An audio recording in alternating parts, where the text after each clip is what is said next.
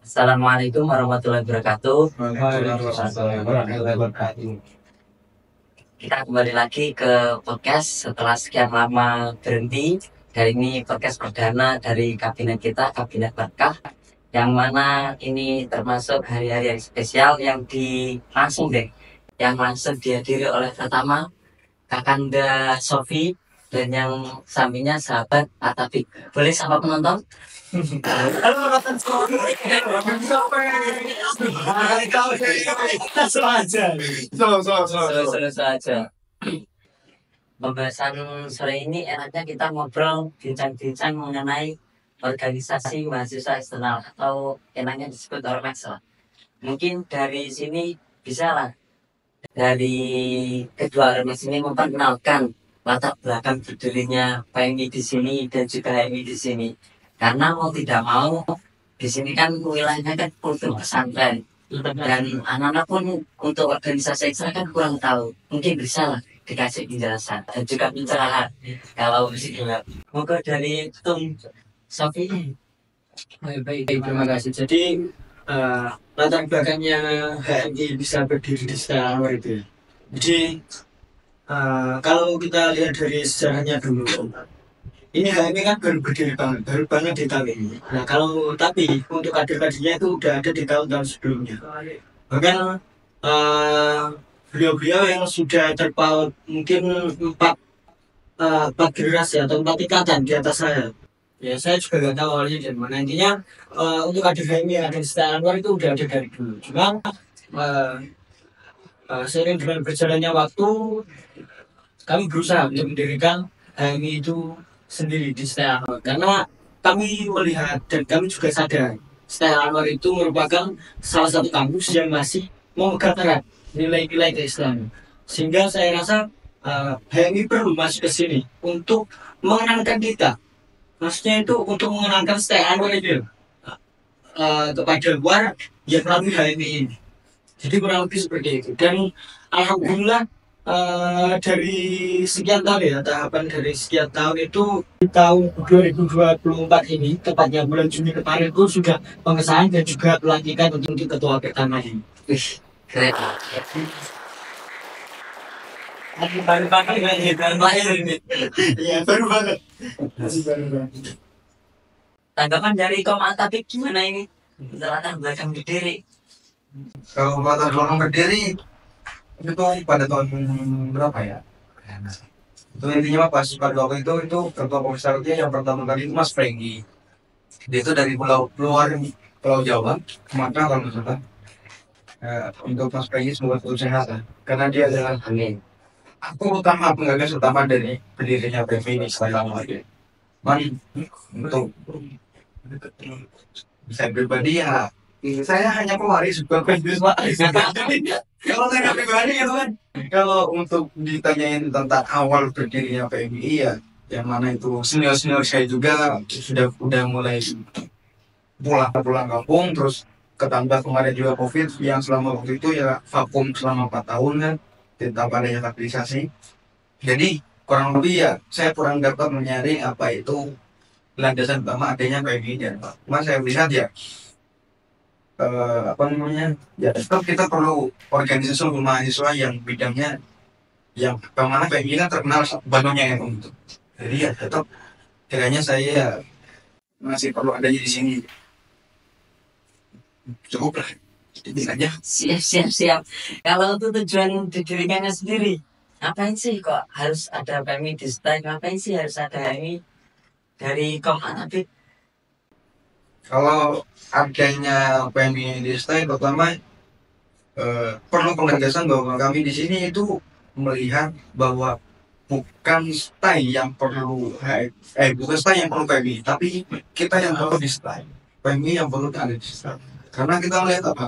Karena pertama kita itu terbentuk dari kalangan kultur pesantren yang mana dulu juga mayoritas hampir 80-90% orang yang ada di sini itu dulunya kalangan pesantren.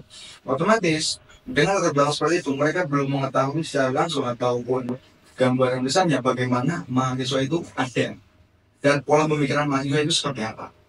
Kami hadir untuk di sini itu untuk mengajarkan atau sedikit membagi lah kembali, entah itu tips atau trik. Cuman kami ingin melatih anak-anak ataupun kakek-kakek kita belajar bermain kritis sebagai kalangan mahasiswa, karena gimana juga mahasiswa itu kan terkenal dengan kritisnya seperti itu Bang. Berarti dari pesantren untuk pesantren ini ya. Dari Tung, Sofi gimana ini tanggapannya? Kenapa harus ada ini saya? Iya.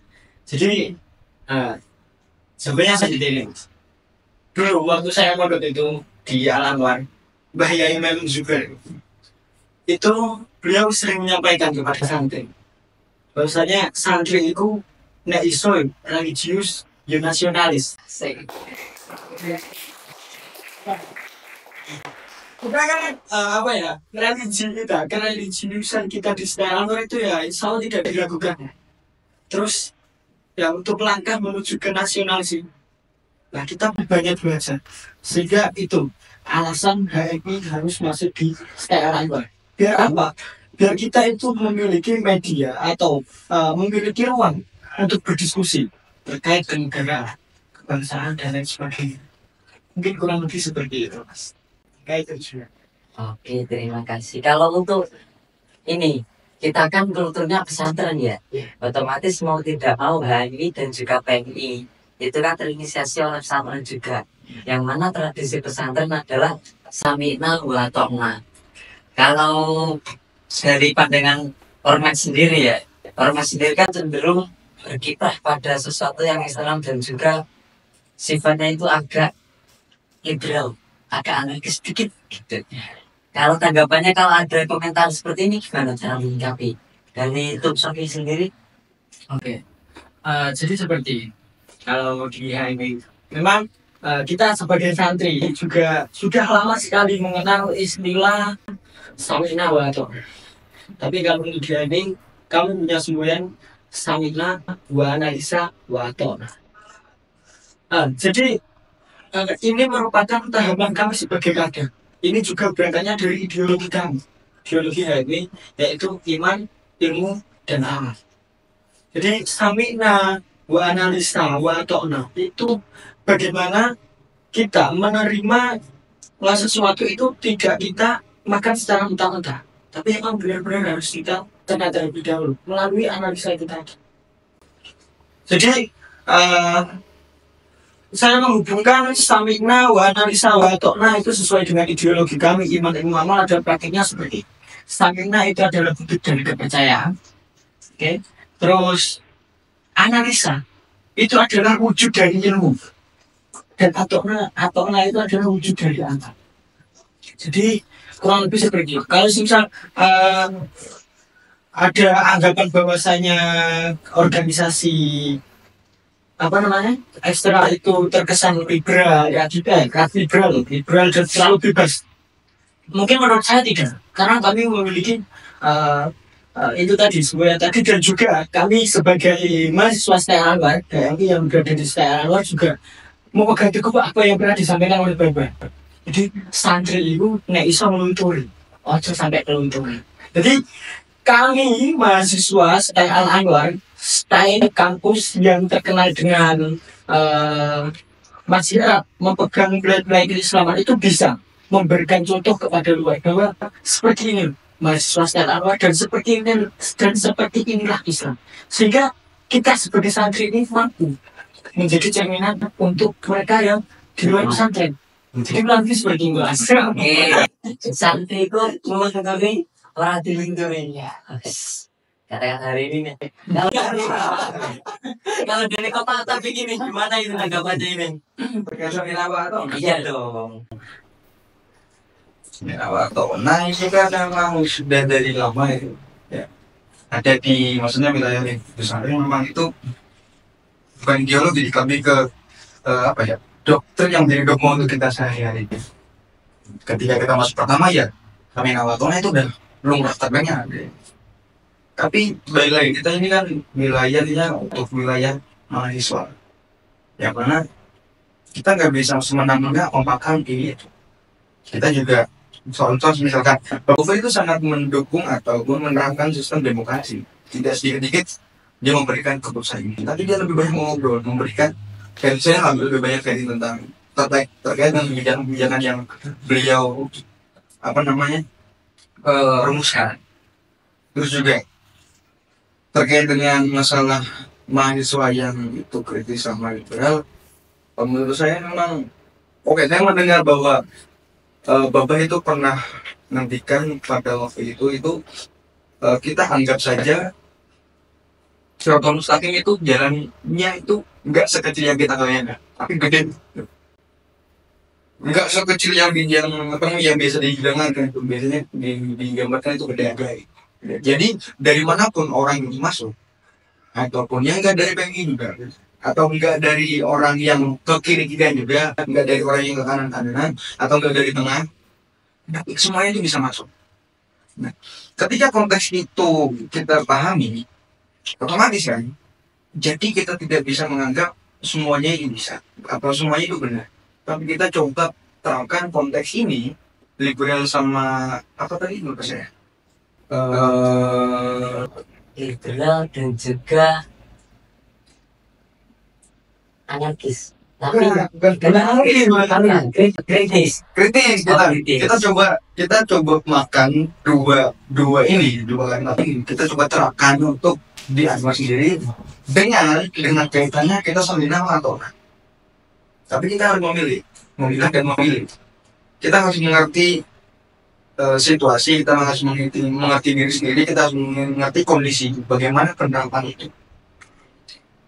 Kalau kemarin itu saya menggambarkan itu ada seorang kiai masuk ke dalam gang sempit. Nah di situ gangnya itu bisa muat hanya satu mobil, nggak bisa dilalui oleh satu orang pun ketika mobil itu masuk. Nah ketika kiai itu masuk, santri-santri di situ paham bahwa itu mobil kiainya. Sikap santri itu kan saat ketika dia berhenti dia mundur. Harusnya tidak seperti itu.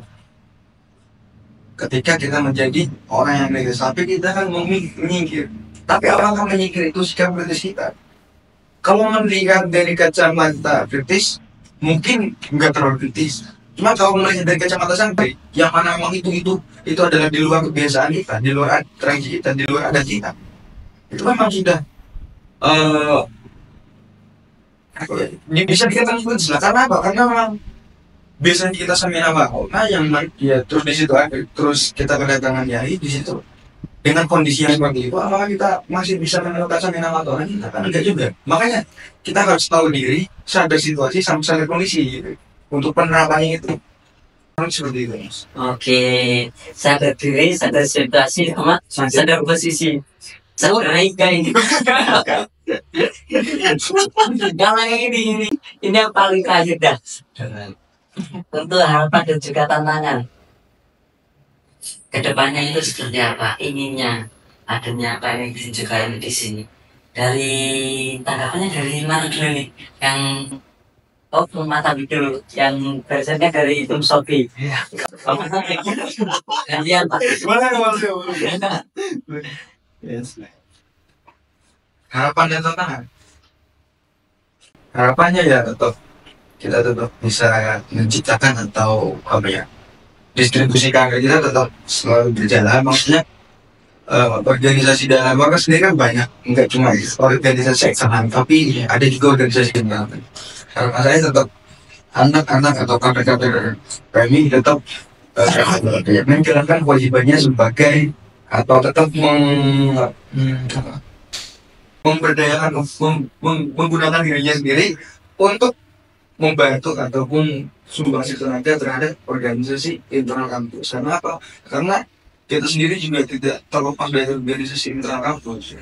Tetap kita harus menjunjung tinggi distribusi kader. Itu harapan saya juga. Terus tantangannya itu kita harus sering tambah harus wajib menelisik, menelaah dan memilah. Karena memang tiga itu tidak bisa kita lepaskan karena kita adalah santri dan juga mahasiswa.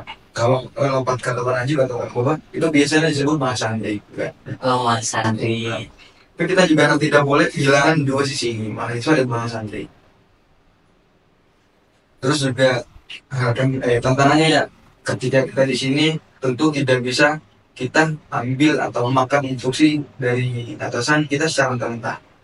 Tapi juga kita bisa memilah dan memilih, seperti halnya kemarin yang apa namanya Indonesia Dapat itu yang simbol biru dengan lambang Garuda, itu kan ada instruksi dari atasan kita untuk turun ke jalan, tapi kita coba mengkaji dulu ini asal muasalnya gimana, bagi dan lain sebagainya. Walhasil dari keputusan itu kita mengambil sisi poin penting di situ. Memang pada waktu ya seperti itulah, cuma kita lebih mengambil sikap, oke lah kita tidak usah ikut turun ke jalan, tapi mending kita buat pernyataan sikap yang waktu itu kita tempatkan ke Instagram media sosial kita. Terus juga apa namanya, misalkan waktu itu kita memang ataupun nanti ketika memang kita mau hasil keputusan kita itu turun terjun ke lapangan, sebisa mungkin kita akan tetap meminta izin kepada pengasuh kita, karena bagaimanapun juga kita di sini itu dalam naungan Bapak Gofur seperti itu. Oke, oke, terima kasih. Untuk tanggapan dari Bung Sofi sendiri, Harapan tadi, harapan dan juga harapan. Saya mengartikan harapan itu lebih ke orang yang optimis mungkin ya, optimis, dan lawan kata dari optimis itu pesimis. Tapi saya tidak keduanya, saya lebih ke realistis saja. Oke, Jadi HMI di Setia Anwar, HMI berdiri di Setia Anwar juga memiliki latar belakang, tujuan dan lain sebagainya masing-masing. Salah satu yang ada di catatan kami itu bahwasanya ketika HMI Al Anwar berdiri di Setia Anwar itu tidak berseberangan dengan kultur-kultur yang ada di Setia Anwar. Nah, terus ngomong-ngomong soal harapan, tapi saya juga nggak terlalu berharap banget karena kami juga punya tujuan di HMI.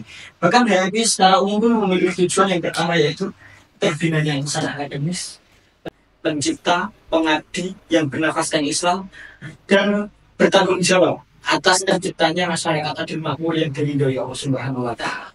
Jadi dari tujuan HMI tersebut, kita tidak memiliki harapan, tapi bagaimana kita bisa berusaha untuk memenuhi semua itu. Dan itu sangat bisa diterapkan oleh HMI kapanpun dan di mana. Jadi seperti itu. Kalau berbicara soal tantangan, tantangan menurut saya itu relatif ya. Tantangan menurut saya itu relatif. Tapi sejauh ini ya, alhamdulillah HMI di Setia Anwar ini sudah bisa berjalan dengan baik. Mungkin kalau yang kita tahu, kita ada terbatas terkait apa namanya akses, terbatas terkait akses. Cuman kalau untuk akses sendiri di HMI alhamdulillah itu kami tidak terlalu terganggu dengan itu, sebab semua akses, semua ketentuan itu bisa kita lewati, ya bisa kita jalani sesuai dengan prosedur yang ada. Mungkin seperti itu untuk tantangan. Mungkin itu aja yang bisa saya sampaikan. untuk tantangan sendiri penting jangan menantang lah ya. Aku ini ikuti aja. Kalau bisa dibicarakan baik-baik lah kekeluargaan. Untuk kelanjutannya, kalau dari yang lain ingin tanya-tanya lebih mendalam, saran saya sih ya, mending login. Bagi salah satu, nanti biar bisa diskusi lebih lanjut. Terima kasih banget dari Tim Sofi dan juga Komnas Tabing atas waktunya yang telah diberikan, dan sekian untuk podcast hari ini. Bisa dilanjut di lain hari. Untuk tema-temanya ditunggu aja lah. Penting like IGD mah. Apa lagi? Nah, udah dulu. Udah, kita Berarti kan tahu apa itu? YouTube itu Setia Anwar. Oh iya betul. Kalau itunya agak intinya saya malah nggak tahu. saya nggak pernah ada gitu mas. Maksudnya sama. Dema Setia Anwar di sini dalam sini. Oke, terima kasih. Wassalamualaikum warahmatullahi wabarakatuh. Waalaikumsalam. Sama sekali.